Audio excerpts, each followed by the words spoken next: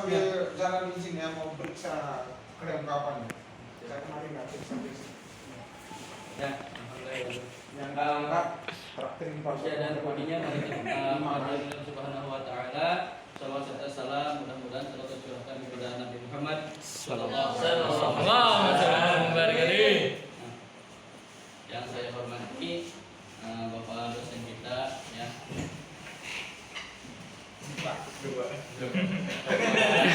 Lupa. Mudah-mudahan Allah Subhanahu wa taala selalu memberikan Amin. buat kita semua. Beliau selalu energik ya, beri ilmu kepada kita semua. Dan pada teman-teman semua yang saya nggak sebutkan satu persatu namanya, namun selalu menawarkan cinta saya pada semuanya. Lope. Love you too. Pada kesempatan hari ini, tolong pintunya dirapatin. Takutnya ada yang ikut, soalnya nggak bisa. Ini aja mungkin.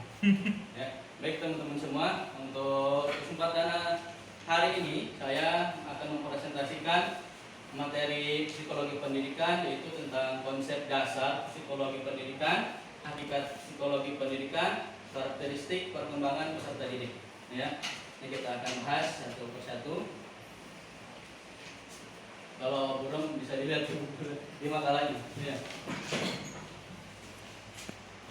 Makanya kita harus beli yang psikologi. Kata psikologi ini terdiri dari dua kata. Pertama yaitu psiko dan logi. Dua kata tersebut berasal dari bahasa Yunani. Ya, kita sudah paham lah ya. Dari usul disiplin ilmu atau tata bahasa kebanyakan dari Yunani. Nah, dari bahasa Yunani yaitu ada fisik dan logos.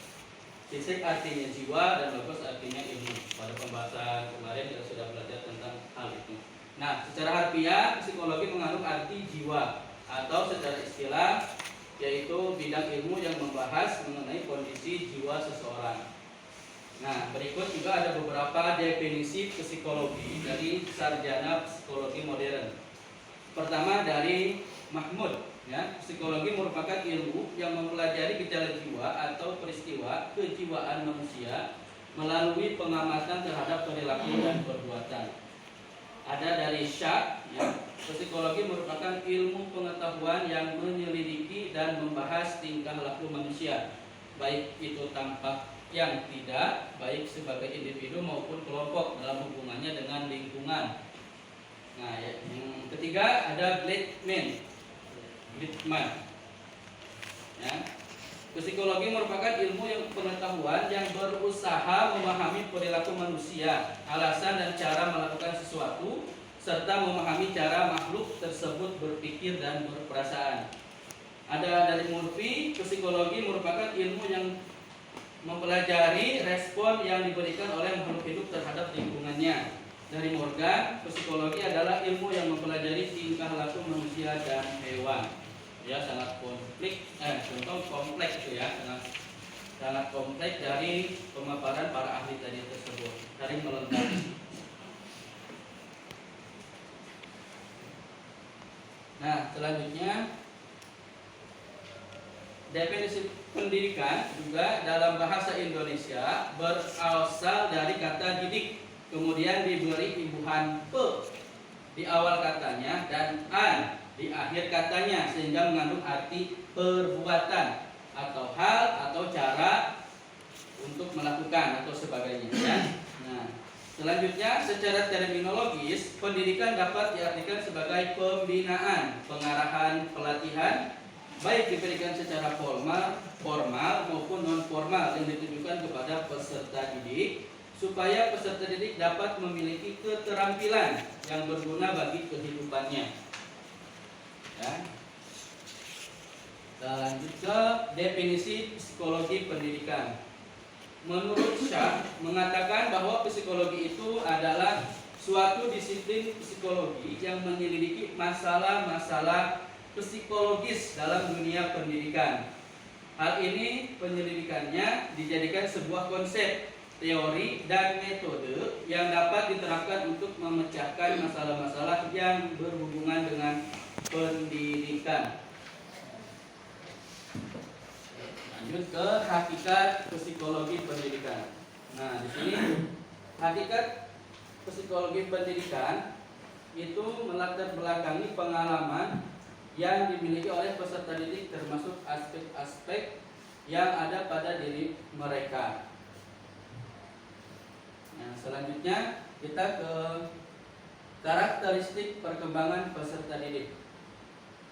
Karakteristik peserta didik menurut Sudirman ada 3 macam karakteristik peserta didik yang perlu diperhatikan. Pertama, karakteristik yang berkaitan dengan kemampuan awal peserta didik, seperti kemampuan intelektual dan berpikir.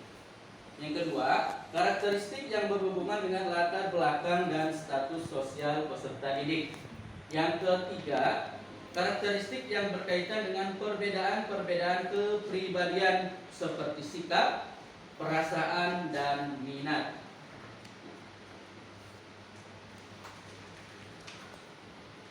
Di sini banyak sekali karakteristik peserta didik ya, karena memang kita Indonesia itu banyak sekali suku-suku di Indonesia ya, baik bahasa dan sebagainya. Dan juga daerah-daerah yang ada di Indonesia merantau dan sebagainya, di satu tempat anaknya lahir sudah masuk usia sekolah, dimasukkan ke kelas yang beragam. Nah, di sini juga banyak karakteristik peserta didik ya. Yang pertama ada etnik atau etnis. Ya. Dalam sebuah sekolah dan kelas terdapat multi etnik atau suku bangsa, sehingga dalam melakukan proses pembelajaran dan interaksi dengan peserta didik perlu menggunakan bahasa yang dapat dimengerti oleh semua peserta didik. Bisa dipahami lah ya, kita semua berbeda-beda. Kalau saya pakai bahasa saya dari Sunda, kita Sunda nggak paham semua kan? Nah, ada ngelamun, apa ya? Nah, nih ya. Bijaknya guru di situ, ya. Ada yang kedua kultural atau budaya. Peserta didik di dalam kelas mungkin berasal dari berbagai daerah yang memiliki budaya. Ini bukan ini kan buaya. Ini budaya berbeda-beda. Luar biasa.